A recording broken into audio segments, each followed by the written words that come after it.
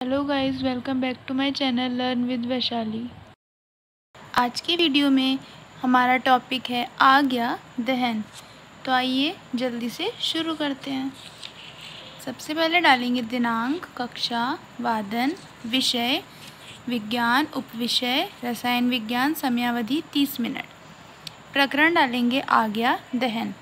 सामान्य उद्देश्य लिखेंगे छात्रों में विज्ञान विषय के प्रति रुचि उत्पन्न करना, छात्रों में कल्पना शक्ति का विकास करना, छात्रों में चिंतन एवं तर्क शक्ति का विकास करना, छात्रों में वैज्ञानिक दृष्टिकोण उत्पन्न करना, छात्रों में बौद्धिक व मानसिक गुणों का विकास करना, छात्रों में परिश्रम करने की आदत का विकास करना।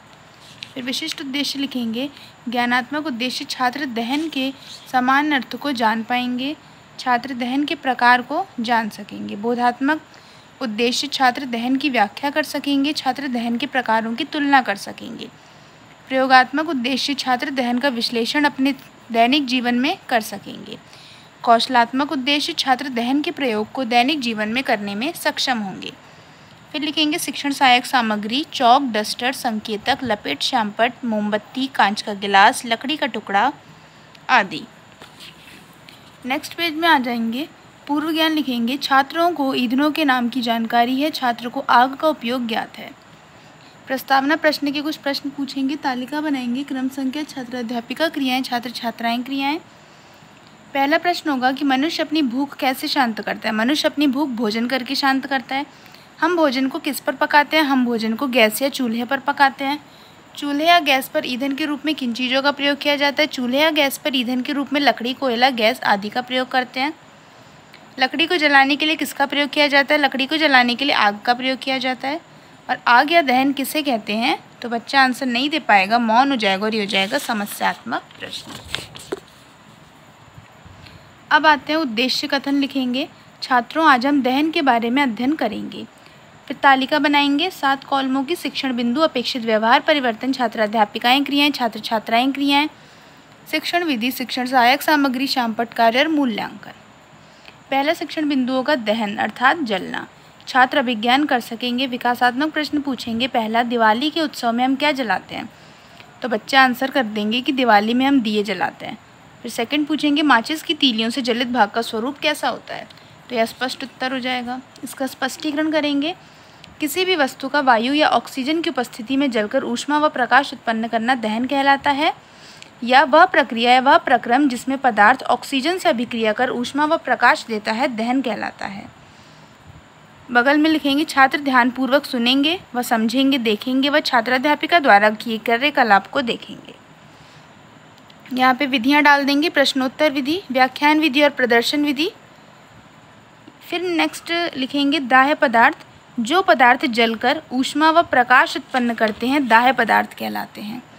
यहाँ पे हमने प्रदर्शन करके दिखा दिया। हम एक मोमबत्ती लेंगे और कागज को पकड़ेंगे प्लाकर से और उसको हम जला के दिखाएंगे। फिर जो पदार्थ जल रहा है, कागज़ जल रहा है, तो कागज़ हो जाएगा दाह्य पदार्थ, ठीक है, या फिर ईंधन। इसमें सब एक क्वेश्चन पूछेंगे कि दाह्य पदार्थ किसे कहते हैं? तो बच्चे आंसर कर देंगे जिस पदार्थ का दहन होता है उसे दाह्य पदार्थ कहते हैं। नेक्स्ट पेज में आ जाएंगे। दाह्य पदार्थ हमने किया था, उसका उदाहरण हो जाएगा लकड़ी, LPG, CNG, पेट्रोल, डीजल, कागज़, मैग्नीशियम, रिबन आदि। मतलब जो भी पदार्थ जलता है उसको हम दाह्य पदार्थ कहते हैं। सेकंड शिक्षण बिंदु है दहन के प्रकार। छात्र प्रत्यास्मरण कर सकेंगे। विकासात्मक प्रश्न में पूछेंगे लकड़ी का उपयोग किस में होता है? तो लकड़ी का उपयोग जलाने में, फर्नीचर बनाने में होता है। दहन या जलना कितने प्रकार का होता है? जो कि आंसर नहीं दे पाएंगे बच्चे।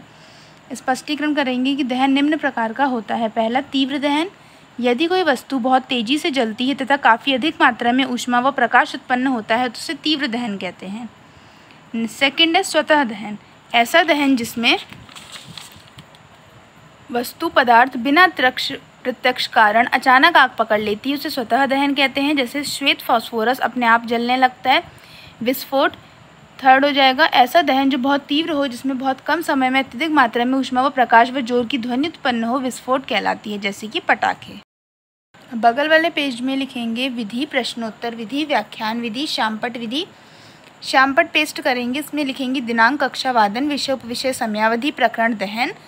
दहन एक लाइन में डिफाइन कर देंगे कि किसी भी वस्तु या पदार्थ का वायु या ऑक्सीजन की उपस्थिति में जलकर ऊष्मा व प्रकाश उत्पन्न करना। इसके प्रकार बता देंगे कि तीव्र दहन, स्वतः दहन और विस्फोट दहन। इसमें से एक क्वेश्चन पूछ देंगे दहन के प्रकारों के नाम बताइए, तो बच्चा आंसर कर देगा तीव्र दहन, स्वतः दहन और विस्फोट। फिर नेक्स्ट पेज में, दूसरे वाले पेज पे शिक्षण विधि लिखेंगे, वही व्याख्यान विधि, प्रदर्शन विधि। प्रदर्शन विधि में हम बच्चों को एक एक्टिविटी करके दिखाएंगे जिसमें कि प्रूफ होगा कि दहन के लिए वायु आवश्यक है। तो इसका हमने यहाँ पे तो चार्ट पेस्ट कर दिया, अगर आप पढ़ाने जाएं तो वहाँ पर बच्चों को एक्टिविटी करके दिखाइएगा। ये इस एक्टिविटी की वीडियो मैंने शॉर्ट वीडियो में डाल रखी है, डिस्क्रिप्शन बॉक्स से आप देख सकते हैं। मूल्यांकन पूछेंगे, फिर स्वतः दहन का कोई एक उदाहरण दीजिए, श्वेत फॉस्फोरस।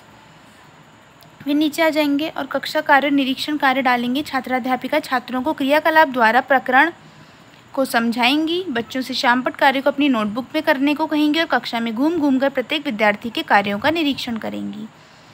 गृह कार्य देंगे कि दहन के तीनों प्रकार की व्याख्या कीजिए, और सेकंड हो जाएगा अग्निशामक के रूप में हम किसका प्रयोग करते हैं।